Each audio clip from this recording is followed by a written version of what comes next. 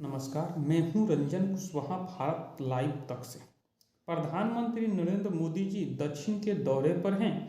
तमिलनाडु के धनुषकोडी के पास पहुंचकर समुद्र देवता की पूजा की।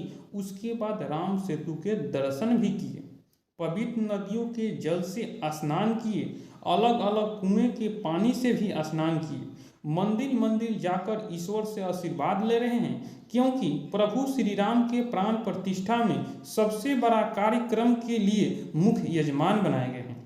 प्रधानमंत्री नरेंद्र मोदी जी नारियल पानी ही पी रहे हैं और उन्होंने 3:40 से प्रभु श्री राम के मंत्रों के जाप शुरू कर देते हैं। मुख्य पुजारी सचिन दास जी ने बताए हैं कि जो ऐसे अनुष्ठान में भाग लेते हैं उनको इतना तप करना ही पड़ता है। प्रभु श्री राम के भक्ति में आज 10वां दिन है और 10 दिन से अन्न जल ग्रहण किए बिना प्रधानमंत्री नरेंद्र मोदी जी केवल नारियल पानी पीकर रह रहे हैं और उसी एनर्जी के साथ भगवान श्री राम के भक्ति में रम जा रहे हैं। अलग अलग भाषाओं में रामायण सुन रहे हैं और भक्ति भजन संध्या भजन में भाग ले रहे हैं। जी हाँ दोस्तों, प्रधानमंत्री नरेंद्र मोदी जी जितना अनुष्ठान कर रहे हैं अपने पत्नी यशोदा बेन के साथ करते तो अति उत्तम होता, क्योंकि हिंदू धर्म रीति रिवाज में कोई भी धार्मिक अनुष्ठान करे तो वाम भाग में स्त्री का होना जरूरी है। और प्रधानमंत्री नरेंद्र मोदी जी अकेले दर्शन कर रहे हैं, राम सेतु के दर्शन किए। अगर राम सेतु से थोड़ा सा भी शिक्षा लिए होते कि प्रभु श्री राम जी अपने पत्नी के पाने के लिए समुद्र के लहरों पर राम सेतु का बंदरों के सहायता से निर्माण कर दिए और रावण पर जाकर विजय प्राप्त की, वैसे ही प्रधानमंत्री नरेंद्र मोदी जी अपने पत्नी के साथ आ रहे हैं और पूजा पाठ करते तो अति उत्तम होता।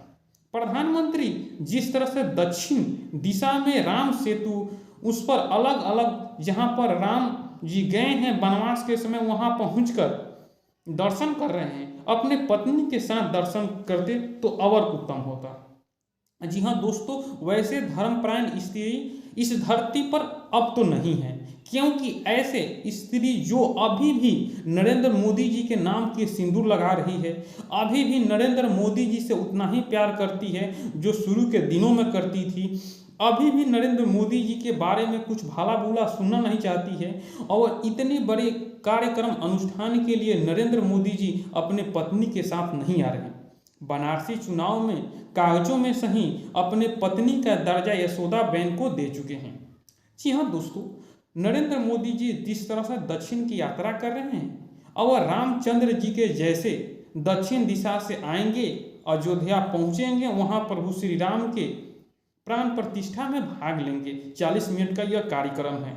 अगर जैसे श्री रामचंद्र जी अपने पत्नी और भाई समेत अयोध्या पहुंचे थे, वैसे ही नरेंद्र मोदी अपने पत्नी समेत अयोध्या पहुंचकर प्रभु श्री राम की प्राण प्रतिष्ठा करते तो यह दृश्य लगता कि फिर राम जी अयोध्या पहुंच रहे हैं सीता जी के साथ। जी हाँ दोस्तों, ऐसा दृश्य होता, लेकिन नरेंद्र मोदी जी अब तो यह क्लियर हो गया है कि अकेले ही आएंगे।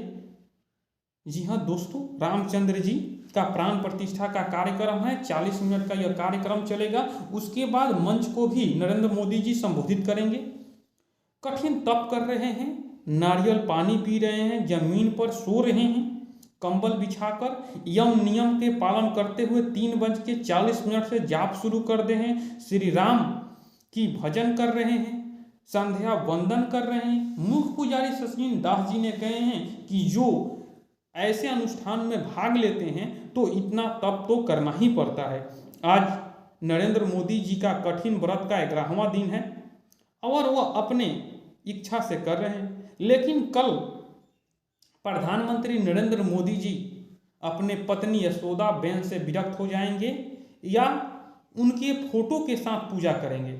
जी हाँ दोस्तों, जिस तरह से श्री रामचंद्र जी यशोमेध यज्ञ किए थे तो सोने के सीता बनाकर अपने बगल में वाम भाग में बैठाकर यशोमेध यज्ञ किए थे, क्या नरेंद्र मोदी उसी तरह से प्रभु श्री राम के प्राण प्रतिष्ठा में भाग लेंगे? या यशोदाबेन के साथ आएंगे? क्या कल सरप्राइज देंगे नरेंद्र मोदी? आपको क्या लगता है नीचे कमेंट बॉक्स में जरूर बताइएगा और जय श्री राम लिखना मत भूलिएगा।